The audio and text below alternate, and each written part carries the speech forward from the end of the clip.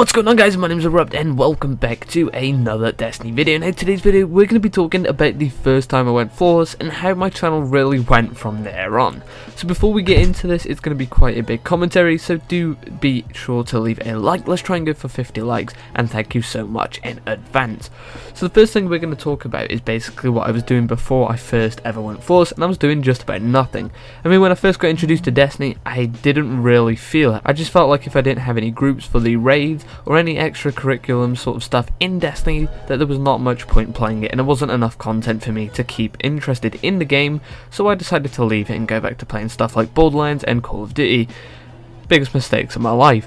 So when I finally came back before coming to Taken King, I decided that I'd start trying to branch out with some people. Luckily, some people on Twitter found me. Well, his name is Paradox. Obviously, he's a moderator in my streams and he's a great friend. He plays with me a lot of the time on Xbox, but now I'm over on PS4. It's rare that we do get to play with each other. But yeah, he hit me up and he was like, okay, well, do you want to play Trials together? I was like, yeah, sure, that'd make a great video for my channel, because I haven't really got much and I don't really know where I'm taking my channel in terms of Destiny. Now, this was, as I said, around Taken King time, and I also did my first raid with them.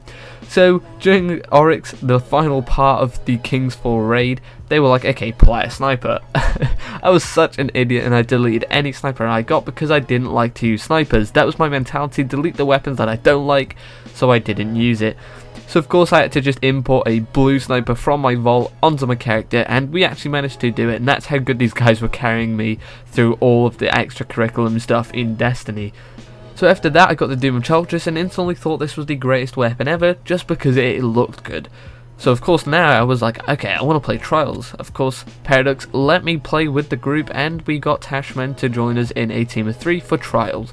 So the map was Asylum, and this was January the something now in 2016, so this was quite a long time ago. This was just after the Taken King had released, and as I said, I had my Doom of Chaltress, the greatest weapon known to man. Not really, it's a PvE weapon. It should not have been used in this manner, but it was. And I'm not sure if there's going to be any gameplay during this commentary of me using this, but I will try and get some up on the screen. But it's got an awful overlay, so I might have to zoom in the gameplay a bit, because I hated the overlay I used. It was just way too obnoxious, over the top. But yeah, we managed to actually do this with Mercy still active. We didn't lose Mercy. These guys were just absolutely beasting it. My flawless game, I was just panicking the entire time. I was just panicking during Trials. I was like, oh god, only god top tier PvP players are allowed to touch this game mode. And it actually turned out to be super fun once I got the hang of it a few weeks of playing.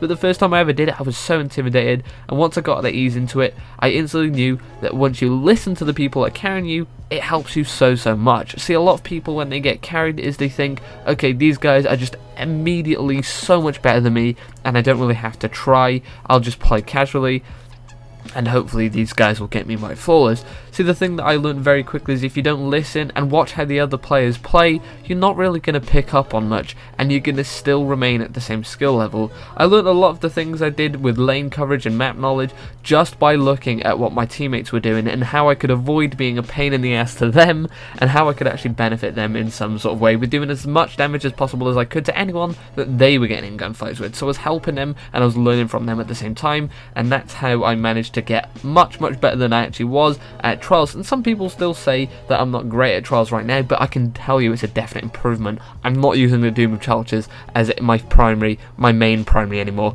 Now I'm using stuff like the Finalis Peril, Palindrome and stuff like that. Much better weapons, and it took me a bit of time, but then I got it in my head that you have to listen to your Sherpas to get better at the game. And from there I fell in love with Trials, and from there on I just wanted to make content on Trials and PvP, and that's where my love for streaming and Sherping people to the Lighthouse came from.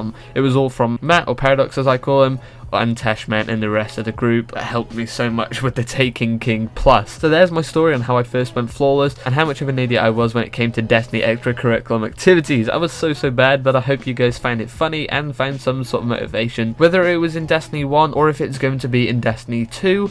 Please do tell me in the comments below what your experiences are with Trials of Osiris. This will be released past the end date of Trials of Osiris, so obviously this can't really help as a last minute advice to anyone going into Trials of Osiris, but Trials of the 9, try and pick up these tips, guys. Anyway though, that's all for today. If you did enjoy today's video, then please be sure to leave a like, comment, subscribe, share this on social media for more Destiny tips, tricks, news and updates to the community.